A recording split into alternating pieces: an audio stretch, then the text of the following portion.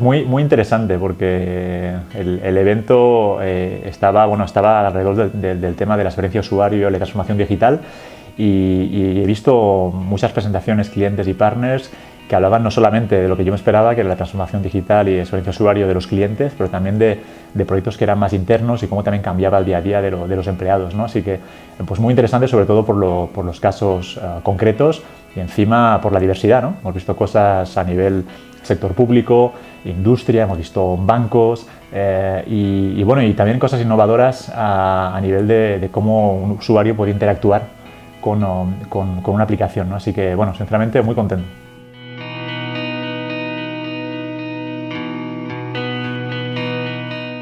Pues sobre todo lo crítico de los proyectos que están haciendo. O sea, muchas veces hay gente que dice, bueno, para un primer proyecto me voy a lanzar en algo que no sea muy crítico para mi empresa, vamos a empezar con procesos un poco de recursos humanos, de aplicaciones de recursos humanos para empezar y después atacaremos las cosas un poco más core más tarde. Y lo que hemos visto hoy ha sido completamente diferente, ¿no? Ha sido pues empresas que se atacan directamente cómo mejorar la experiencia de usuario para cosas que son críticas.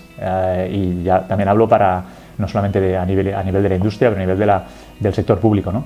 Cuando hablamos de sanidad, así que esa es la parte que es interesante ver la evolución en cómo la gente pues ve cómo pueden utilizar ese tipo de plataformas, ¿no?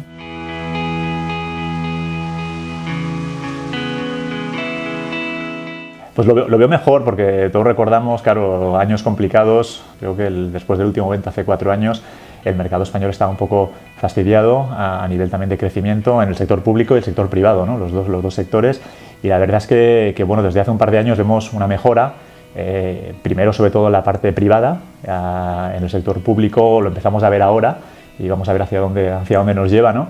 Pero bueno, evidentemente no está el mercado español todavía como estaba en el 2005, en el 2006, pero vemos una mejora y, como te decía, sobre todo en la parte sector privado, con empresas que están apostando sobre proyectos innovadores y pues trabajando. La verdad es que vamos a seguir apostando en España, ¿no?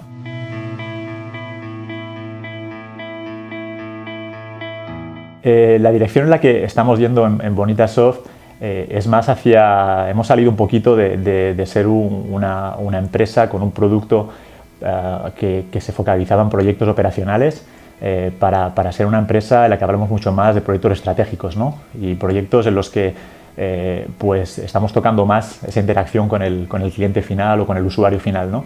Y eso es interesante porque pues hemos tenido que cambiar también nuestra forma de trabajar, porque quiere decir que tenemos que estar armados internamente para dar ese servicio también de mejor calidad y evidentemente a nivel tecnológico, porque no se hacen ni con las mismas tecnologías los proyectos estratégicos que los proyectos más operacionales, ¿no? Así que bueno, pues esa es la apuesta que hemos hecho, salir de esa imagen del BPM de reducción de costes y trabajar sobre la eficacia para irse más a cómo hacemos para que los clientes de nuestros clientes estén más satisfechos, cómo hacemos para que los empleados de nuestros clientes pues trabajen de forma más a gusto y cómo se refleja eso también en proyectos innovadores y en nuevas líneas de negocio, ¿no? Muy excitante.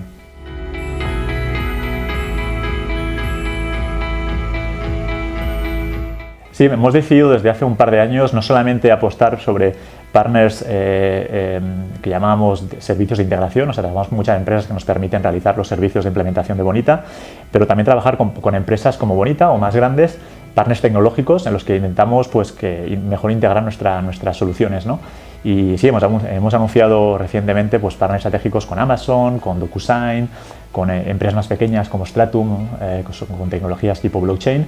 Y vamos a continuar haciendo eso, anunciar partnerships, por ejemplo, con la gente que está detrás de Jenkins, CloudBees. Vamos a mirar, ¿por qué no?, fortalecer también la relación con Microsoft para que lo que hemos hecho en Amazon Web Service también se pueda hacer en Azure.